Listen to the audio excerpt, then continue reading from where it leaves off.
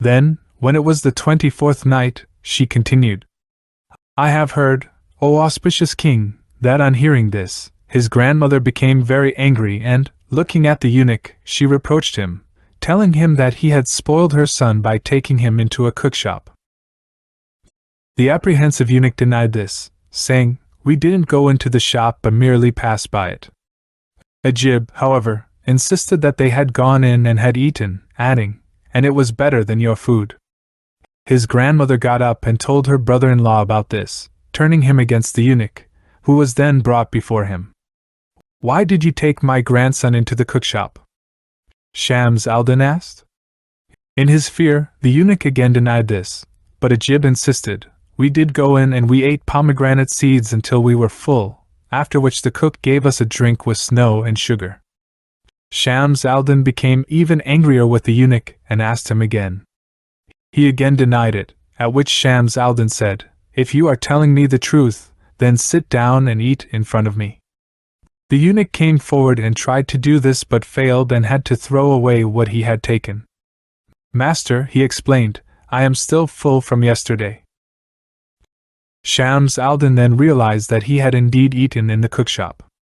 He ordered the slaves to throw him down, which they did, and he then started to beat him painfully. The eunuch called for help. Don't beat me, master, he cried, and I'll tell you the truth. After this, Shams al-Din stopped beating him and demanded the truth. We did go into the shop, he said, and the cook was preparing a dish of pomegranate seeds. He gave us some of it, and by God, never in my life have I tasted anything like it, while I have never tasted anything nastier than this stuff that is before us. Hassan's mother was angry and told him, You must go to this cook and fetch us a bowl of pomegranate seeds that he has prepared. You can then show it to your master, and he can then say which is better and more tasty. The eunuch agreed and was given a bowl and half a dinar. He went to the shop and said to Hassan, In my master's house we have laid a bed on your cooking. They have pomegranate seeds there, so for this half dinar give me some of yours, and take care over it, for your cooking has already cost me a painful beating. Hassan laughed and said, By God, this is a dish that nobody can cook properly except for my mother and me, and she is now in a distant land. He then ladled the food into the bowl and took it to put the finishing touches on it using musk and rosewater. The eunuch carried it back quickly to the camp, where Hassan's mother took it and tasted it. When she noted how flavorsome it was and how well it had been cooked, she realized who must have cooked it, and gave a shriek before falling in a faint, to the astonishment of Shams al-Din. He sprinkled rosewater over her, and after a time she recovered. If my son is still in this world, she exclaimed, it was he and no one else who cooked these pomegranate seeds. It has to have been my son, Hassan. No one else can cook it except him, for I taught him the recipe. When Shams al-Din heard this, he was overjoyed and exclaimed, How I long to see my brother's son! Will time unite me with him? But it is only from Almighty God that I may seek a meeting with him. He got up immediately and went to his escort, ordering 20 men to go to the cookshop, demolish it, and tie up the cook with his own turban. Then, he said, drag him here by force, but without injuring him in any way. The men agreed to do this, and Shams al-Din himself rode immediately to the palace of the governor of Damascus, whom he met, and to whom he showed the letters that he had brought with him from the Sultan. The governor kissed them and then placed them on his head, before asking, Where is the man you are looking for? He is a cook, replied Shams al-Din, and the governor instantly ordered his chamberlains to go to his shop. They went and found the shop demolished with all its contents smashed, for when Shams al-Din had gone to the governor's palace, his men had carried out his orders. They sat there waiting for him to return, while Hassan was asking, what could they have seen in the dish of pomegranate seeds that led to all this? Shams al-Din returned with the governor's permission to carry away Hassan. When he entered his tent, he ordered the cook to be produced, and he was brought in, tied up with his own turban. Hassan wept bitterly on seeing his uncle and said, Master, what offense do you charge me with? Was it you, asked Shams al-Din, who cooked these pomegranate seeds? Yes, said Hassan, and did you find anything in them that entitles you to cut off my head? For you this would be the best and lightest punishment, said Shams al-Din. Master, said Hassan, are you not going to tell me what I did wrong? Yes, immediately, said Shams al-Din, but he then called to the servants to bring the camels. They took Hassan with them, put him in a box, locked it and set off, traveling until nightfall. Then they halted and ate some food. They took Hassan out of his box, gave him something to eat, and then put him back in it. They followed this pattern until they reached Kamra, when Hassan was taken out of his box and was again asked whether it was he who had cooked the pomegranate seeds. When he still said yes, Shams al-Din ordered him to be fettered, which was done, and he was put back in the box. The party then traveled on to Cairo, where they halted at the Raidania camping ground. Shams al-Din ordered Hassan to be taken out, and he ordered a carpenter to be fetched whom he told to make a wooden cross. What are you going to do with it? Asked Hassan. I will garrote you on it, and then nail you to it, before parading you around the whole city, Shams al-Din told him. Why are you doing this to me? Asked Hassan. Because of your ill-omened cooking of the pomegranate seeds, for you cooked them without enough pepper, replied Shams al-Din. Are you really doing all this to me because the dish lacked pepper? Said Hassan. Was it not enough for you to keep me shut up, giving me only one meal a day? There was not enough pepper, said Shams al-Din, and the only punishment for you is death. Hassan was both astonished and sorry for himself. What are you thinking about? Asked Shams al-Din. About superficial minds like yours, replied Hassan, for if you had any intelligence you would not treat me like this. We have to punish you, said Shams al-Din, so as to see that you don't do this kind of thing again. The least part of what you have done to me is a punishment, said Hassan, but Shams al-Din insisted that he must be strangled. While all this was going on, the carpenter was preparing the wood before his eyes. This went on until nightfall, when Shams al-Din took Hassan and threw him into the box, saying, The execution will take place tomorrow. He then waited until he was sure that Hassan was asleep, when he got up, lifted the chest and, after mounting his horse, he placed the box in front of him. He entered the city and rode on until he came to his house. To his daughter, Sitt al-Huzn, he said, Praise be to God who has reunited you with your cousin. Get up and arrange the furnishings of the house as they were on your wedding night. The household was roused and the candles were lit, while Shams al-Din produced the paper on which he had drawn a plan showing how the furniture was to be arranged. Everything was put in its place, so that anyone looking at it would be in no doubt that this was as it had been on the actual wedding night. Shams al-Din gave instructions that Hassan's turban should be placed where he himself had left it, as should his trousers and the purse that was beneath the mattress. He then told his daughter to wear no more than she had been wearing when left alone with her bridegroom on her wedding night.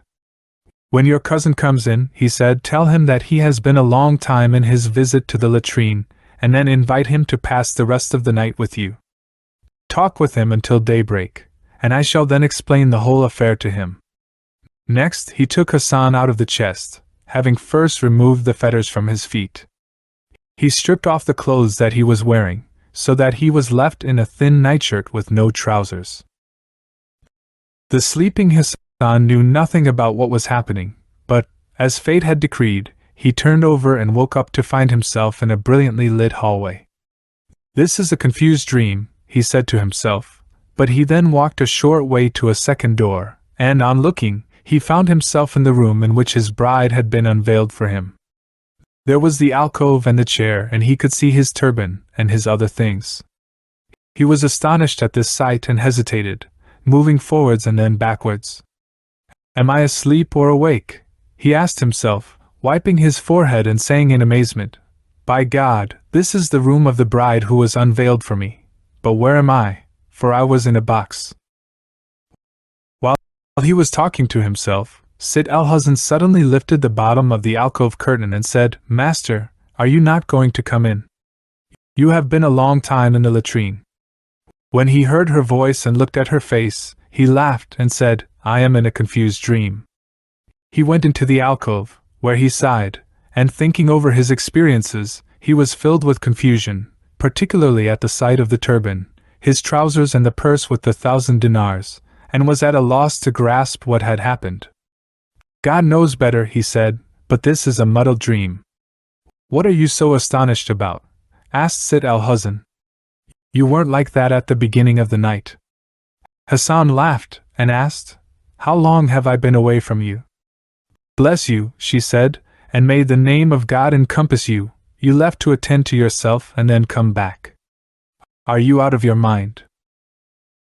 Hassan laughed when he heard that and said, You are right, but when I left you I took leave of my senses in the latrine and dreamt that I was a cook in Damascus and had been there for 10 years, when a boy, a great man's son, came in with a eunuch. At that, he rubbed his hand over his forehead and found the scar on it. By God, lady, he said, that almost seems to be true, because he struck me on the forehead and broke the skin, and it seemed as though I was awake at the time. He went on, It was as though we had just gone to sleep in each other's arms, and then I had this dream and I appeared to have arrived in Damascus with no turban, and no trousers, and then worked as a cook. After remaining perplexed for a time, he said, By God, I seemed to see that I had cooked a dish of pomegranate seeds and had put on too little pepper, but I suppose that I must have been asleep in the latrine and I must have seen all this in a dream. What else did you see? Asked Sitt al-Huzn. Hassan told her, and then he said, By God, if I had not woken up, they would have crucified me. What for? She asked. Because there was too little pepper on the pomegranate seeds, he replied. It seemed as though they had wrecked my shop and broken up my utensils and put me in a box. Then they brought a carpenter to make a cross for me, and they were going to garrote me. Thank God that all this happened in a dream and not in real life. Sitt al-Huzn laughed and clasped him to her breast as he clasped her to his. But then he thought for a while and said, By God, it seemed as though it was real, but I don't know why that should be. He was still perplexed when he fell asleep, muttering alternately, I was asleep and I was awake. That went on until morning, when his uncle Shams al-Din came in and greeted him. Hassan looked at him and said, By God, aren't you the man who ordered me to be tied up and crucified and ordered my shop to be wrecked because there was not enough pepper on the pomegranate seeds? No, my son, said Shams al-Din, that the truth is now revealed and what was hidden has been made clear. You are the son of my brother, and I only did all this to make sure that it was you who slept with my daughter that night. I could only be certain of this because you recognized the room and recognized your turban and your trousers, your gold, the note that you wrote and the one that your father, my brother, wrote. For I had never seen you before and could not identify you. I have brought your mother with me from Basra. He then threw himself on Hassan in tears. When Hassan heard what his uncle had to say, he was lost in astonishment, and embracing his uncle, he wept from excess of joy. The reason for all this, Shams al-Din told him, was what happened between me and your father. He then told him the story of this and of why Hassan's father, Nur al-Din, had gone to Basra. He sent for Ajib, and when his father saw him, he said, This is the one who hit me with the stone. He is your son, Shams al-Din told him. Hassan threw himself on the boy and recited these lines. I have wept over our separation, and for long tears have been pouring from my eyes. I vowed, were time to join us once again, my tongue would never speak the word parting. Delight has now launched its attack on me, and my great joy has made me weep. As soon as he had finished speaking, in came his mother, who threw herself on him and recited. On meeting, we complained of the great suffering of which we speak. It is not good to send complaints by messengers. She then told him what had happened to her after he had vanished, and he told her of his own sufferings, and they then gave thanks to God for having reunited them. 2 days after his arrival, Shams al-Din went to the Sultan. On entering, he kissed the ground before him and greeted him with a royal salute. The Sultan, who was glad to see him, smiled at him and told him to come nearer. He then asked him what he had seen in his travels and what had happened to him. Shams al-Din told him the story from beginning to end. Praise be to God, said the Sultan, for the achievement of your desire and your safe return to your family and children. I must see your nephew, Hassan of Basra, so bring him to court tomorrow. Shams al-Din agreed to this, if God Almighty wills, and then took his leave and went out. When he got home, he told his nephew that the Sultan wanted to see him.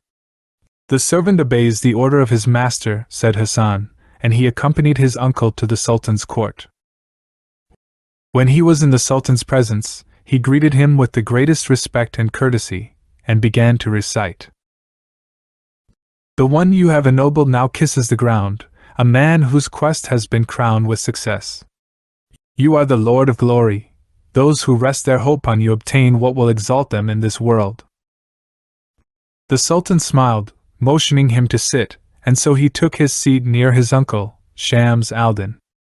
The Sultan then asked him his name, to which he replied, The meanest of your servants is known as Hassan of Basra, and night and day he invokes blessings on you. The Sultan was pleased with what he said and wanted to put his apparent knowledge and good breeding to the test. Do you remember any poetry that describes a mole?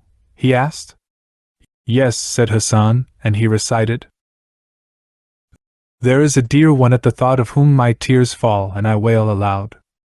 He has a mole, in beauty and in color like the pupil of the eye or the heart's core. The Sultan approved of these lines and courteously asked him to produce more. So he recited. Many a mole has been compared to a musk grain, but this comparison is not to be admired. Rather, admire the face encompassing all its beauty, so that no single part is missing from the whole. The Sultan rocked with delight and said, Give me more, may God fill your life with blessing. Hassan then recited. You, on whose cheek the mole is like a grain of musk set on a ruby, grant me your union, and do not be harsh, you who are my heart's wish and its nourishment. Well done, Hassan, said the Sultan. You have shown great proficiency. Now explain to us how many meanings does the word call, or mole, have in Arabic? 58, was his reply, although some say 50. Correct, said the Sultan, who then asked him if he knew how beauty can be particularized. Yes, he replied. It comprises brightness of face, clear skin, a well-shaped nose, sweet eyes, a lovely mouth, a witty tongue, an elegant frame and the qualities of refinement, while its perfection is found in the hair. The poet Al-Shihab al-Hijazi has combined all these in a poem written in the Rijaz meter. Say, brightness is in the face, the skin is clear. Let that be what you see. Beauty is rightly ascribed to the nose, while sweetness is attributed to eyes. Yes, and men talk of mouths as beautiful. Learn this from me, and may you not lack rest. The tongue has wittiness and the frame elegance, whereas refinement lies in the qualities, and perfect loveliness, they say, is in the hair. Listen to my verse, and hold me free from blame. The Sultan was pleased with what Hassan had said and felt well disposed towards him. He then asked him to explain the meaning of the proverbial expression Shurey is more cunning than the fox. No, your majesty, replied Hassan, may God Almighty aid you, that in the plague days Shurey went to Najaf. Whenever he was going to pray, a fox would come and stand opposite him, imitating what he was doing and distracting him from his prayer. When that had gone on for a long time, one day he took off his shirt and put it on a cane, with its sleeves spread out. He then put his turban on top of the cane, tied a belt around the middle and set it up in the place where he prayed. The fox came up as usual and stood in front of it, at which Shurey came up from behind and seized the animal. This is the explanation of the saying. When the Sultan heard his explanation, he said to Shams al-Din, This nephew of yours is a man of perfect breeding, and I do not believe that his match is to be found in all Egypt. Hassan rose, kissed the ground before the Sultan, and took his seat like a mamluk in front of his master, and the Sultan, delighted at having discovered the extent of his knowledge of the liberal arts, gave him a splendid robe of honor, and invested him with an office that would help him to live well. Hassan rose and, after kissing the ground again, he prayed for the Sultan's enduring glory, and then asked permission to leave with his uncle Shams al-Din. When this was granted, he left, and he and his uncle returned home. Food was brought, and after they had finished eating a pleasant meal, Hassan went to his wife's apartment and told her what had happened to him in the Sultan's court. She said, "He is bound to make you one of his intimate companions and shower gifts and presents on you. By God's grace, you are like a great light spreading the rays of your perfection, wherever you may be, on land or sea." He said to her, "I want to compose an ode in his honor, so as to increase the love that he feels for me in his heart." "A good idea," she agreed. "Produce good concepts and elegant expressions, and I'm sure that he will find your poem acceptable." Hassan then went off by himself and wrote some well-formed and elegantly expressed lines. They ran as follows. "I have a heroic patron, soaring to the heights of greatness, and treading on the path of generous and noble men. His justice brings security to every land, and for his enemies he has barred the path. He is a lion, pious and astute. If you call him king or angel, he is both. Those who ask him for favors are sent back rich. There are no words to sum him up. On the day of generosity, he is the shining dawn, while on the day of battle, he is darkest night. Our necks are fettered with his generosity, and by his favors he masters the freeborn. God grant us that he may enjoy long life, defending him from all that may bring harm." When he had finished composing this piece, he sent it to the Sultan with one of his uncle's slaves. The Sultan studied it with delight, and read it out to those who were in attendance on him. They were enthusiastic in their praise, and the Sultan summoned Hassan and told him when he came, "From this day on, you are my intimate companion, and I have decreed for you a monthly allowance of 1,000 dirhams, in addition to what I have already assigned you." Hassan rose and thrice kissed the ground before the Sultan, praying for his lasting glory and long life. From then on, he enjoyed lofty status. His fame spread throughout the lands, and he lived in the greatest comfort and ease with his uncle and his family until he was overtaken by death. When Harun al-Rashid heard this story from Ja'far, he was astonished and said, "These accounts should be written down in letters of gold." He then freed the slave and provided the young man with a monthly allowance to allow him to live in comfort. He also gave him one of his own concubines and enrolled him among his intimates. This tale, however, is not more wonderful than the story of what happened in the case of the tailor, the hunchback, the Jew, the inspector, and the Christian. "What was that?" asked the king, and Shahrazad explained. "I have heard, O fortunate king, that once upon a time, in the old days, in the city of China there lived a tailor, an open-handed man with a liking for pleasure and entertainment. He used to go out with his wife from time to see the sights. One afternoon, the two of them went early and came back home towards evening. On their way home, they found a hunchback whose strange appearance would raise a laugh even from a man who had been cheated in a bargain, and which would dispel the grief of the sad. The tailor and his wife went over to look at him, and they then invited him to come home with them to keep them company that night. He agreed and accompanied them. Night had now fallen and the tailor went off to the market, where he bought a fried fish, together with bread, lemons and a milky dessert. On returning, he set the fish before the hunchback and they ate. His wife then took a large bit of fish and crammed it into her guest's mouth, which she covered with her hand, telling him that he had to swallow it in one gulp. "And I shall not allow you time to chew it." The hunchback did swallow it, but it contained a solid bone which stuck in his throat, and, his allotted span having come to an end, he died. Morning now dawned and Shahrazad broke off from what she had been allowed to say.